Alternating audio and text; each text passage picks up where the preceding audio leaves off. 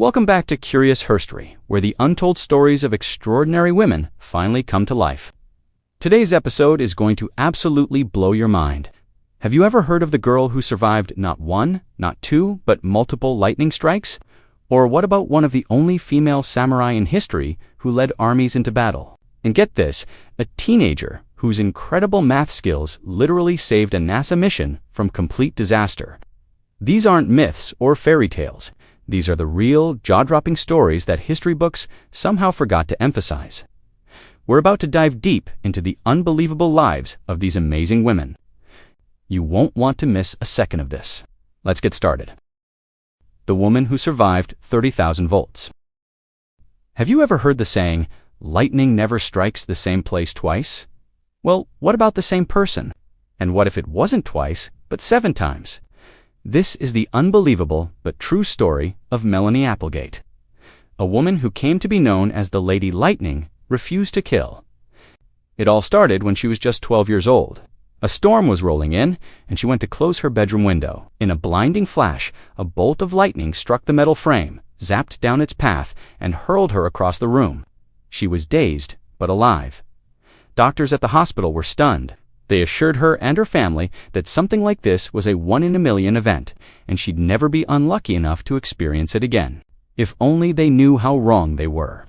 Over the next 15 years, lightning seemed to have a personal vendetta against Melanie. It found her while she was hiking a mountain trail, zapping the ground right next to her. It found her while she was driving her car, striking the antenna and blowing out the electrical system. She was even struck while taking shelter under a tree during a sudden downpour. A classic mistake she'd later warn everyone against. You'd think staying indoors would be safe, right? Not for Melanie.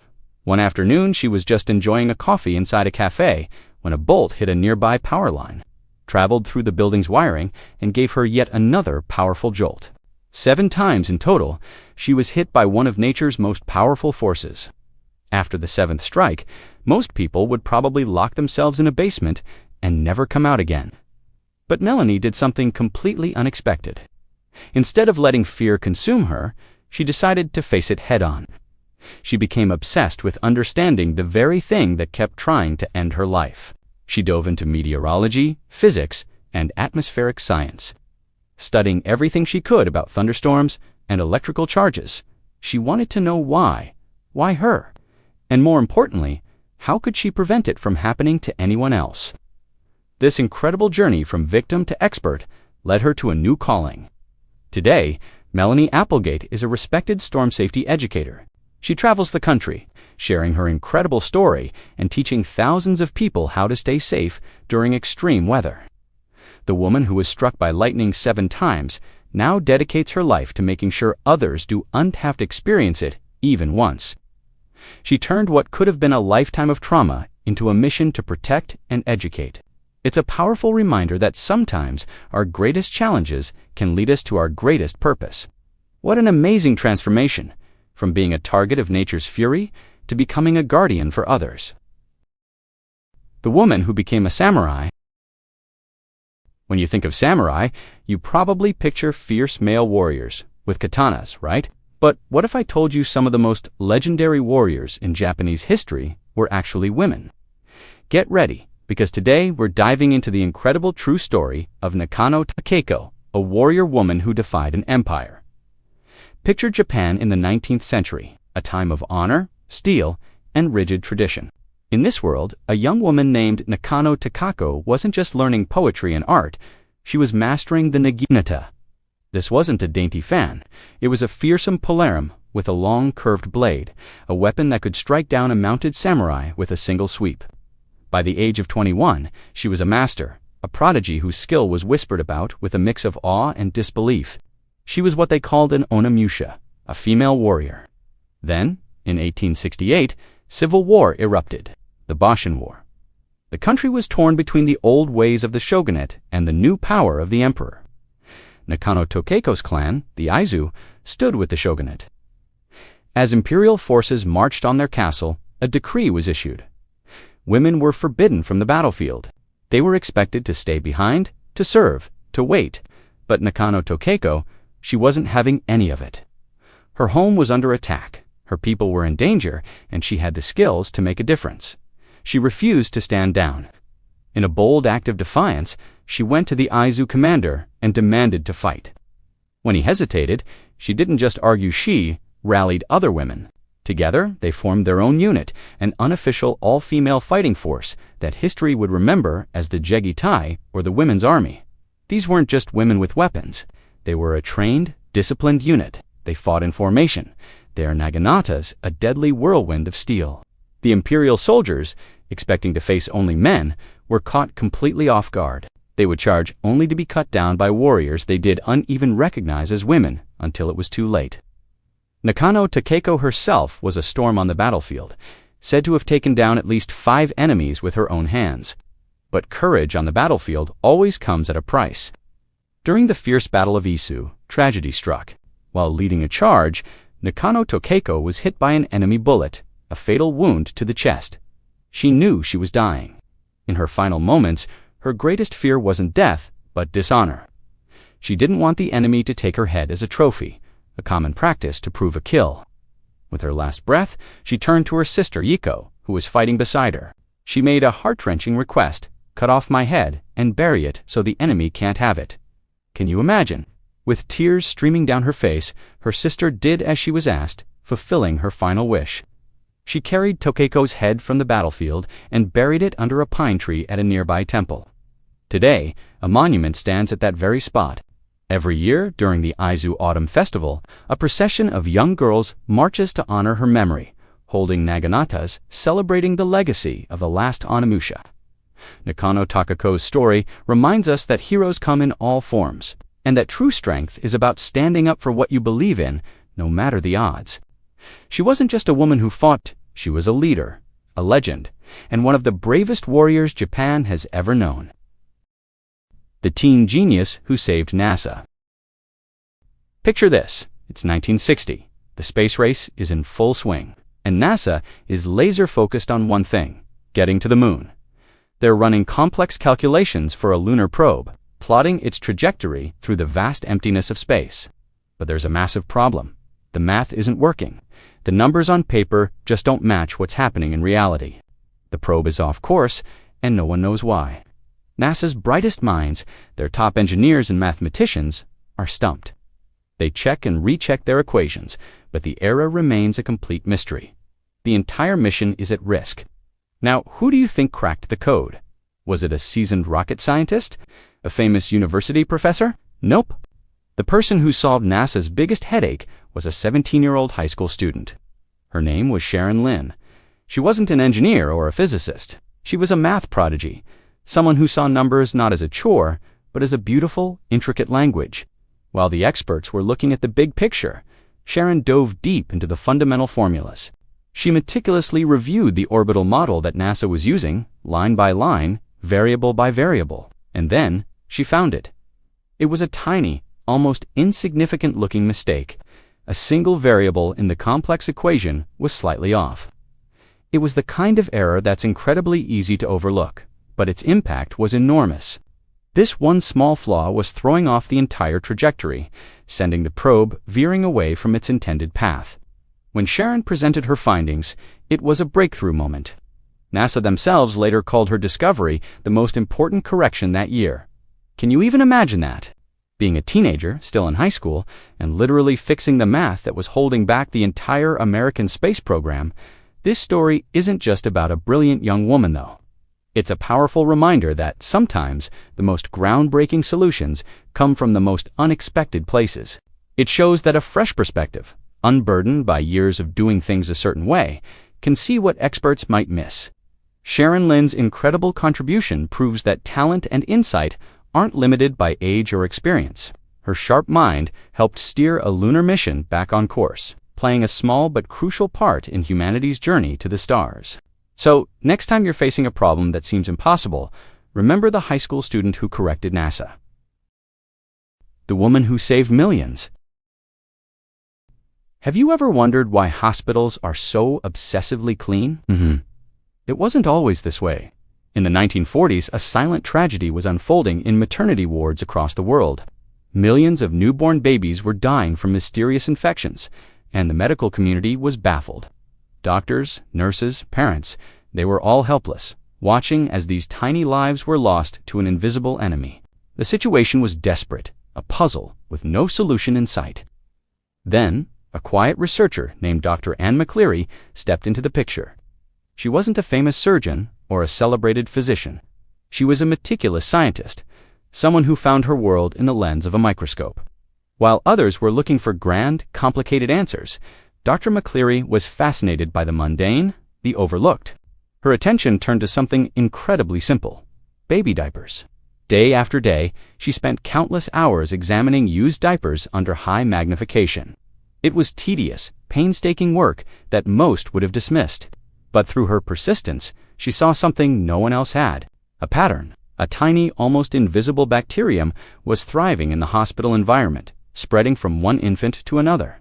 This was the killer. It wasn't some complex, incurable disease. It was a simple contamination problem. Her discovery was groundbreaking, but she didn't stop there. Answering the what wasn't enough. She had to solve the how. How could they stop this microscopic murderer? Her solution was revolutionary in its simplicity. She developed the very first standardized hospital sterilization protocol. It was a rigorous, step-by-step procedure for cleaning everything from bed linens and medical instruments to the hands of the hospital staff. Every hospital in the world today uses a version of the system she pioneered. Think about that for a moment. This one woman, through her quiet dedication and a powerful microscope, created a system that has saved millions upon millions of lives over the decades. Your life, my life, the lives of our children. We all live in a safer world because of her. But here's the shocking part. Her name, Dr. Anne McCleary, has largely vanished from history. It's almost never mentioned in medical textbooks or taught in schools. She's one of the greatest unsung heroes of modern medicine. Today, we wanted to change that. We wanted to share her story, to bring her name out of the shadows and give her the recognition she so rightfully deserves. It's a powerful reminder that sometimes the biggest changes don't come from the loudest voices, but from the quietest observers who dare to look closer. The blind woman who could see without eyes. Have you ever wondered what it would be like to see without your eyes? To describe colors you've never seen, objects you've never touched, and even the expressions on people's faces? It sounds like something out of a movie, but this is the true story of Maria Koryakov, a woman who possessed one of the most mysterious abilities ever documented. Maria was born completely blind. She never saw a single ray of light, yet she claimed she could see using her mind. Naturally, doctors and scientists were skeptical. They thought it was impossible, so they decided to put her to the test. They gathered a collection of everyday items and placed them in front of her. Things she had never held before: a set of keys, a fresh green leaf, even glossy photographs. The rules were simple. She was not allowed to touch anything. Using only her mind, she had to describe what was in front of her. The scientists watched, ready to debunk her claims. But then, the impossible happened. Maria started describing each object in perfect, astonishing detail. She identified the jagged edges of the keys, the delicate veins on the leaf, and the people smiling in the photos. She did it all without any physical contact. But the tests didn't stop there. The more they challenged her, the stranger and more incredible her abilities became. They showed her colored cards, and she correctly named each one red, blue, yellow colors she had no visual reference for. They held up complex shapes, and she described their outlines flawlessly. Perhaps most amazingly, she could perceive human emotions. She could tell when a person in the room was smiling or frowning, just by using what she called her inner vision. The scientific community was completely baffled. How was this possible? Theories began to fly. Some experts suggested she had an extremely advanced form of synesthesia, a neurological condition where senses get crossed, like hearing colors or tasting shapes.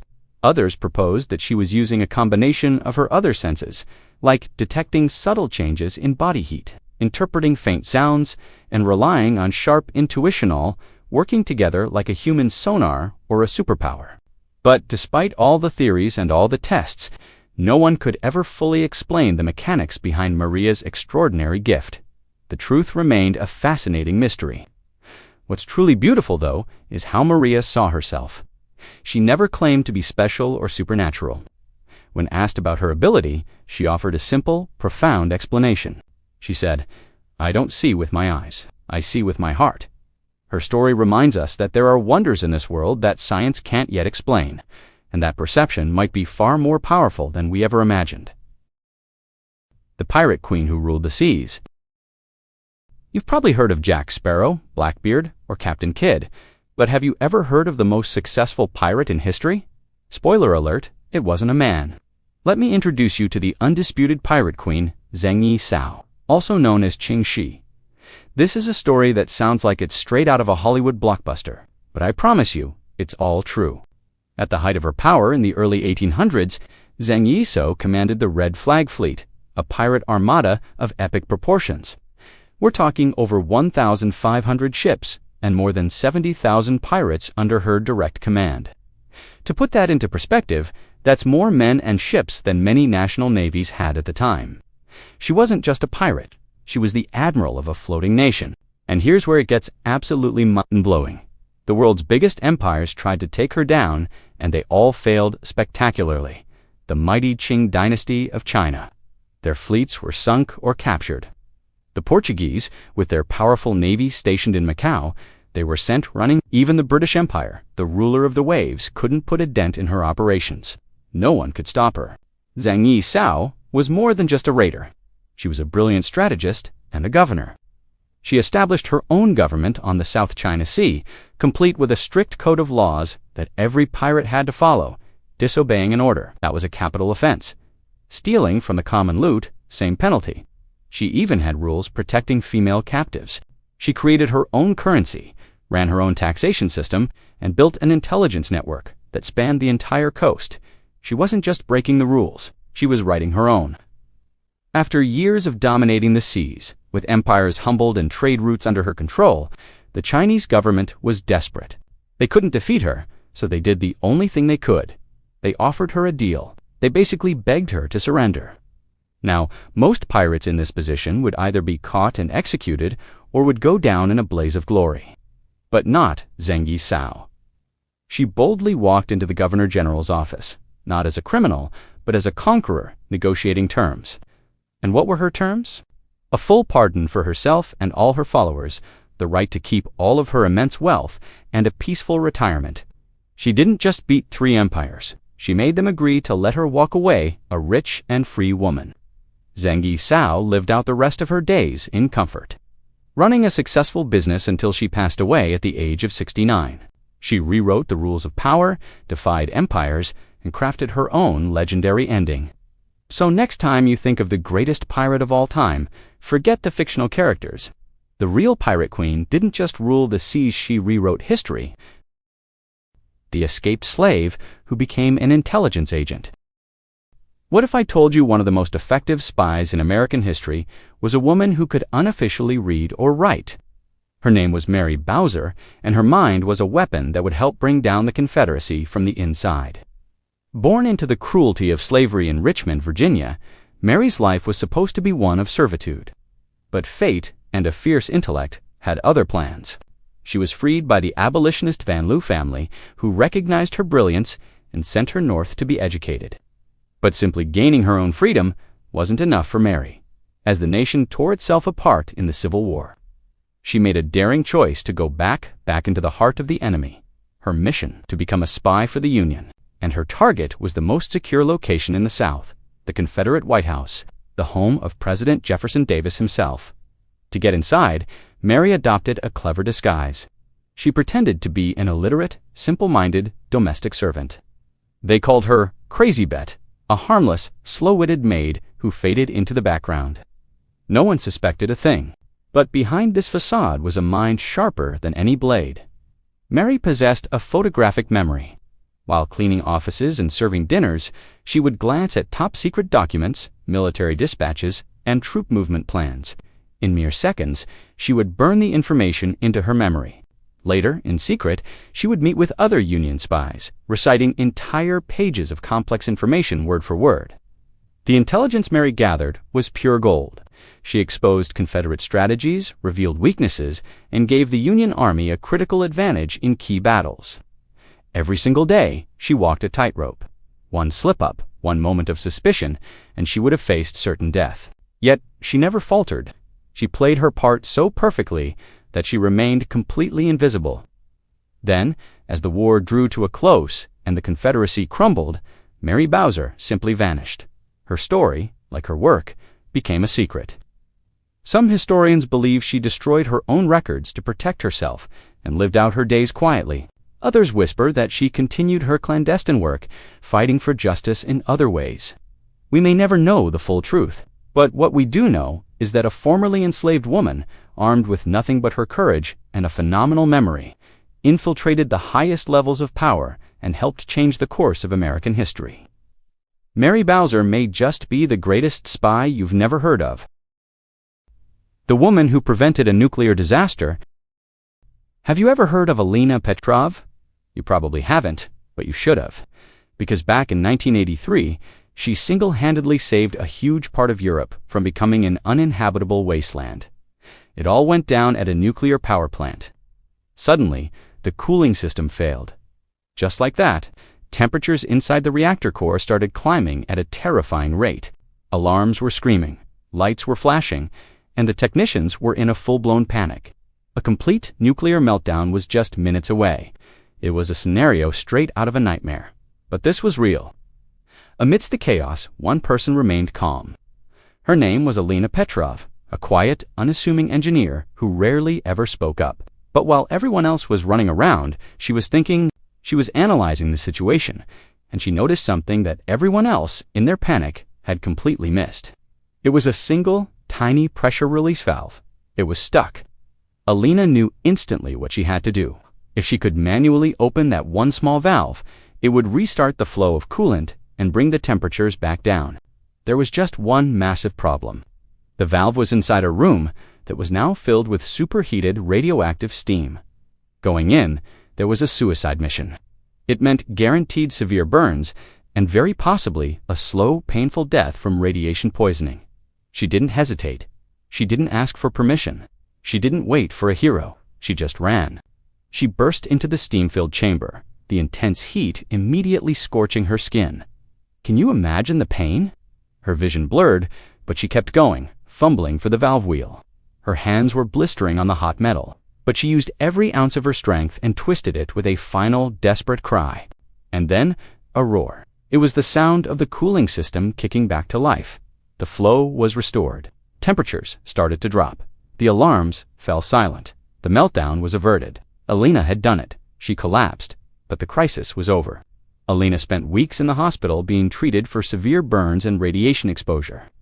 Awards and medals poured in from governments all over the world. But when reporters asked her why she did it, why she risked everything, she gave a simple, quiet answer. I just did what needed to be done. Alina Petrov isn't a name you'll find in most history books, but she's a true hero. A reminder that sometimes the quietest people have the loudest courage. Ever wondered who the real superheroes are? They might not wear capes or have powers, but their impact is just as mighty.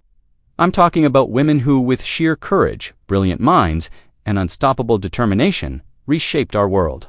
They made it safer for us, smarter for future generations, and braver for everyone who dares to dream. These aren't just tales from a history book. They are the untold stories of extraordinary women whose legacies live on. They prove that you don't need superpowers to change the world, just a powerful will. If you're hungry for more stories that inspire and empower, make sure to like this video and subscribe to our channel. Don't miss the next episode, because curiosity isn't just power, it's herstory. Thanks for watching.